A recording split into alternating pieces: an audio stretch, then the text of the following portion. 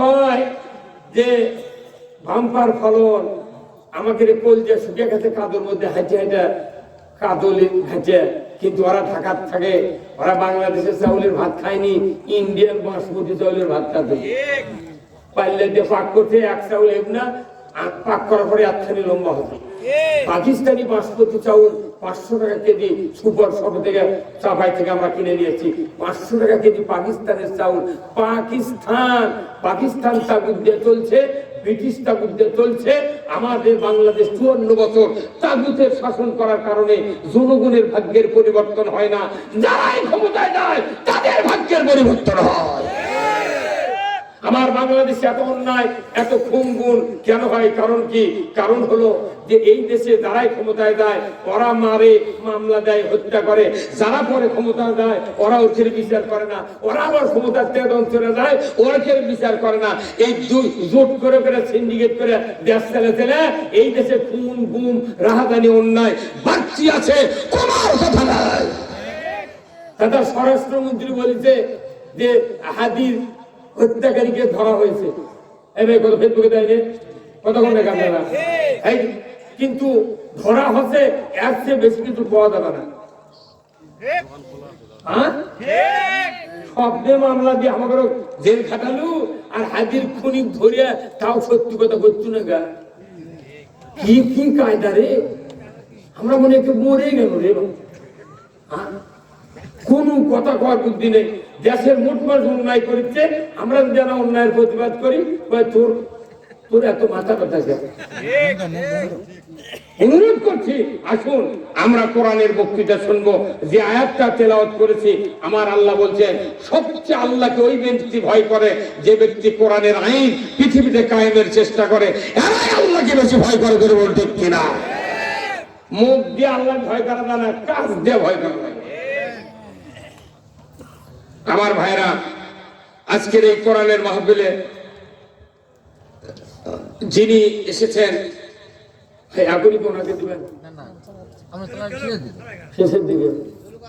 আচ্ছা আচ্ছা, মারহাবা, ধন্যবাদ।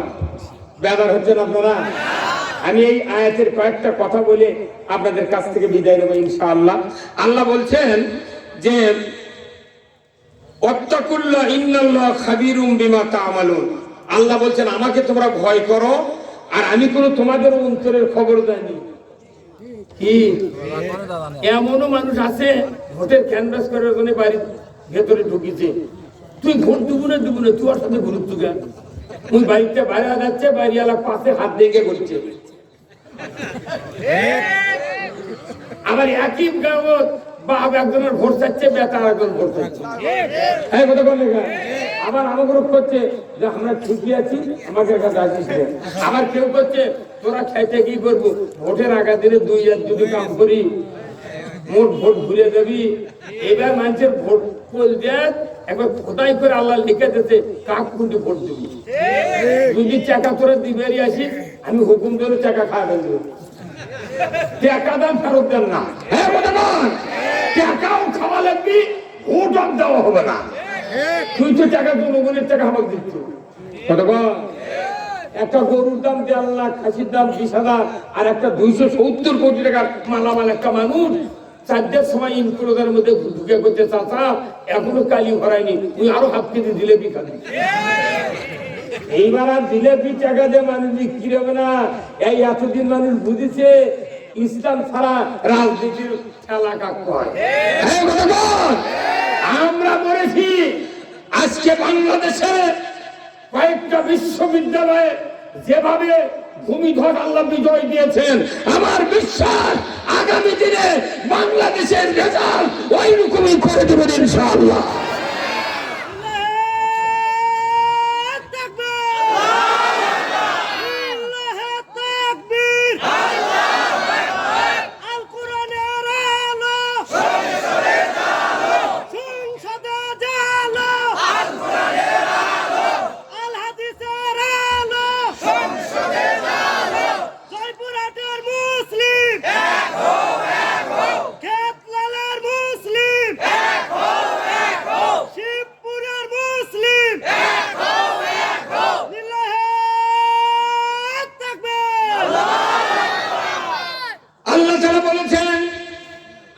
সকল অন্তরের খবর জানি। আল্লাহর অগোচরে কোনো জল্পনা কল্পনা করার সুযোগ আছে? কান কথা করার সুযোগ আছে? আপনি আমি কাল কি করবো সেটাও আল্লাহ জানে। কি আল্লাহ? আল্লাহর সিসি ক্যামেরা লাগে না, আল্লাহর নজর পাশে পাশে থাকে। আল্লাহর চোখে সিসি ক্যামেরা। এখানে আল্লাহ বলছেন ওয়াদাল্লাহুল্লাযীনা আমানু ওয়া আমিলুস সালিহাতি লাহুম মাগফিরাত ওয়া ইনদাহু আজরুন আযীম। আমার আল্লাহ বলেছেন আমি আল্লাহ ওয়াদা দিচ্ছি ওই সমস্ত ঈমানদারের জন্য যারা আল্লাহর বিধান কায়েমের জন্য চেষ্টা করে, সংগ্রাম করে, এই ভালো কাজ করার যারা করে তাদের জন্য ওয়াদা দিচ্ছি তাদের অফার হলো কয়েকটা। আমার আল্লাহ বলছেন 1 নাম্বার লাহুম মাগফিরাত, আমি তাদের জীবনের গুনাহগুলি মাফ করে দেব। ইসলাম বিজয়ের কাজ যারা করবে তাদের গুনাহ মাফ করবেন কে? যদি কোন কে? গুনাহ মাফের জন্য আমাকে ইসলাম বিজয়ের কাজ করতে হবে। ধরে বলুন ঠিক কিনা? আল্লাহ বলেছেন লাহুম মাগফিরাত ওয়া আজরুন আযীম, আর আল্লাহ তাআলা সবচেয়ে বড় ধরনের একটা পুরস্কার দিয়ে দিবে। জোরে কন্যা মারহাবা। বড় ধরনের পুরস্কারের নাম কি? জান্নাত। জান্নাত। কেউ কেউ জান্নাতের টিকিট বেচে। আজরুন আযীম মানে কি? আজর কয়না বা এই ব্লাউজ বানাবো, পাঞ্জাবি বানাবো, আজর কত কয়না ভাই? আজর কোন আরবি শব্দ, এটা কার ভাষা? আজর কত বা আগে মানুষ করছিল আজর। আমি 24 বছর দর্জিগিরি করছি, এখনো লোগত করা পড়া আছে। আমি ব্যবসার দিক দিয়ে দর্জির দিক দিয়ে 1 নাম্বার, কৃষকের দিক দিয়ে 1 নাম্বার, বক্তার দিকে 6 নাম্বার না 8 নাম্বার আপনারাই বলবেন। এই কথা ঠিক কিনা?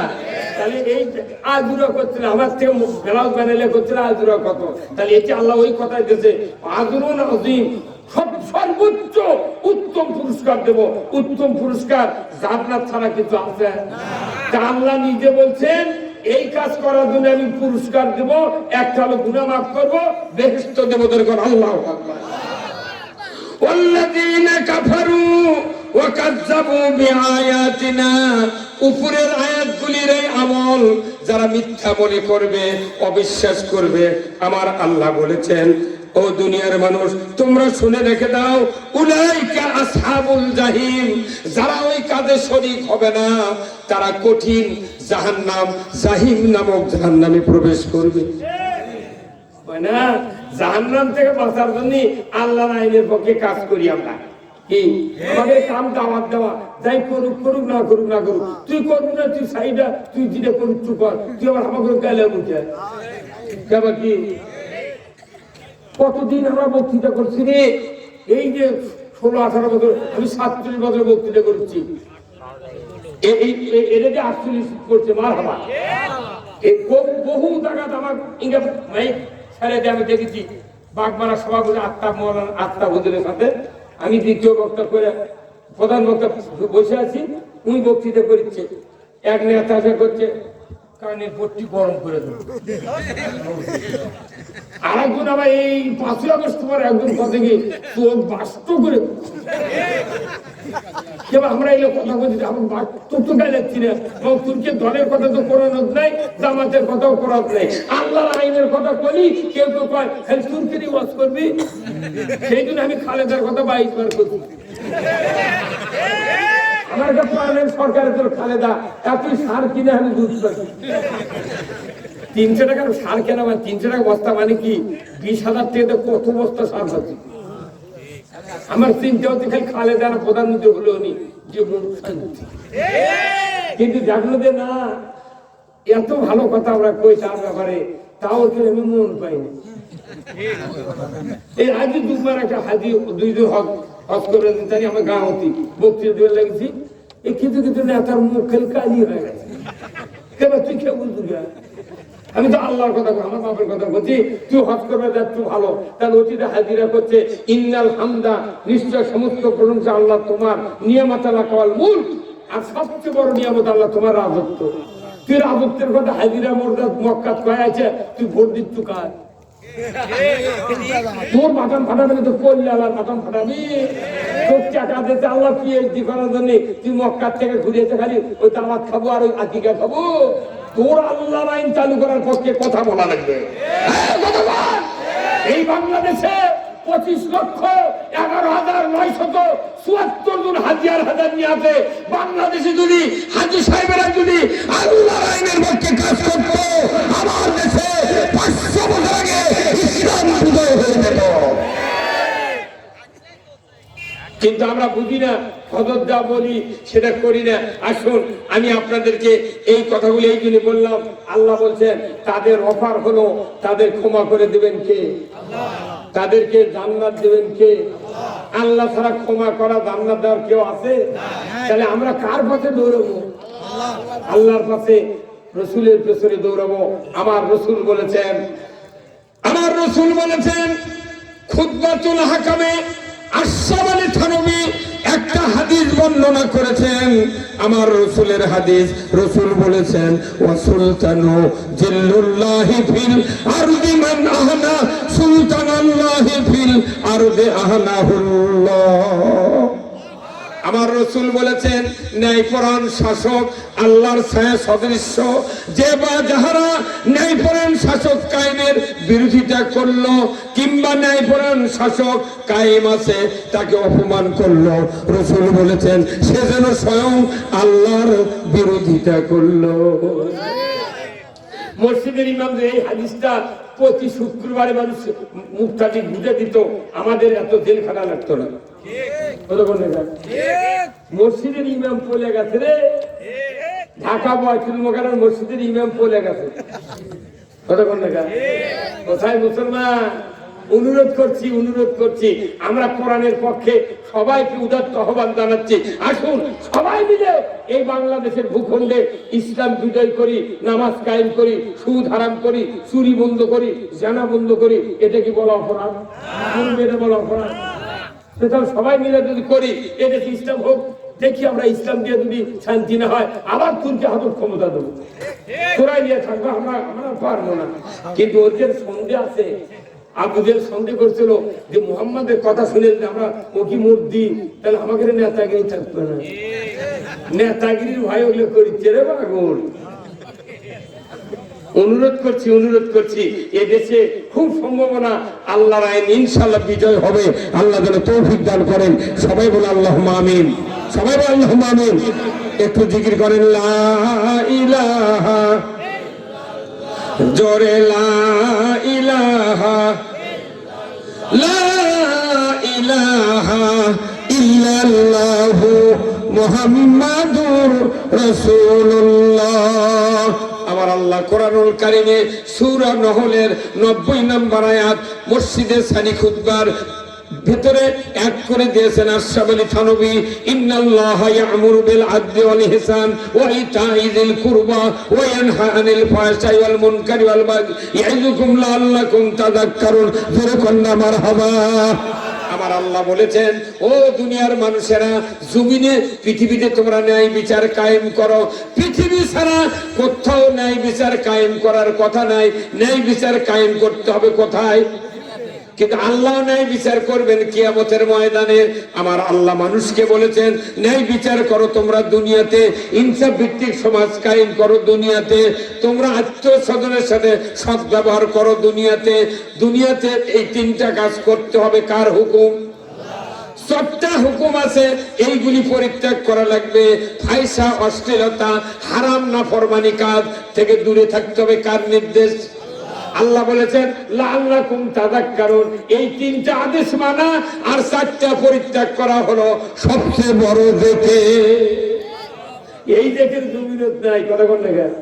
এটা যেদিন শুক্রবারে খুতবা হচ্ছে, মাসে 5 বার, বছরে 52 বার, 5,12,000 মসজিদে 2,08,00,000 বার এই আয়াত আর এই হাদিস পড়া হয়। সমাজের কোনো পরিবর্তন হয় না। আমি আপনাদেরকে উদাত্ত আহ্বান জানাচ্ছি, ও আমার ভাইরা, ইসলাম কায়েম না হলে আমাদের কোনো ইবাদত ইসলামের কায়েমের পক্ষে না থাকলে কোনো ইবাদত কবুল করা হবে না। আমার আল্লাহ কোরআনে বলছেন, ওমাইয়াবতাগি গায়রাল ইসলামি দীনান ফালা ইউকবালা মিনহু ওয়া হুয়া ফিল আখিরাতি মিনাল খাসিরিন। আমার আল্লাহ বলেছেন, ও দুনিয়ার মানুষ, ইসলাম ছাড়া অন্য কোন জীবন ব্যবস্থা যদি গ্রহণ করো, আমি রব্বুল আলামিন বলে দিচ্ছি, তোমরা যে কোনো জীবন ব্যবস্থা যদি গ্রহণ করো ইসলাম বাদ দিয়া, আমি আল্লাহ বলে দিলাম তোমাদের যত ইবাদত তোমরা করবে, একটা ইবাদত আমার দরবারে কবুল করা হবে না। ইসলাম বিজয় না করলে কোন আবাদত কবুল হবে না। তার সব আবাদতের বড় আবাদত হলো ইসলাম বিজয় করা। এই দিন আসুন আমরা সবাই মিলে আজকে আল্লাহর দরবারে দোয়া করব, আল্লাহ তাআলা যেন এই বাংলাদেশে সকল রাজনৈতিক দল মিলে আমাদের দেশে যেন ইসলাম বিজয় করার তৌফিক দেন। জোরে করে আল্লাহুম্মা আমিন। আমি ভাই রাত 10টা আর 1 মিনিট আছে, আমি বক্তৃতা 10টার মধ্যে টাইম, আপনাদের কাছ থেকে দোয়া চাই, মা বোনদের কাছে দোয়া চাই, আপনারা সবাই আমার জন্য দোয়া করবেন। আমি আপনাদেরকে নিয়ে এক্ষুনি দোয়া করব। দোয়ার আগে সভাপতি সাহেব ঘোষণা দিবেন, যিনি বক্তৃতা একজন উঠবেন না।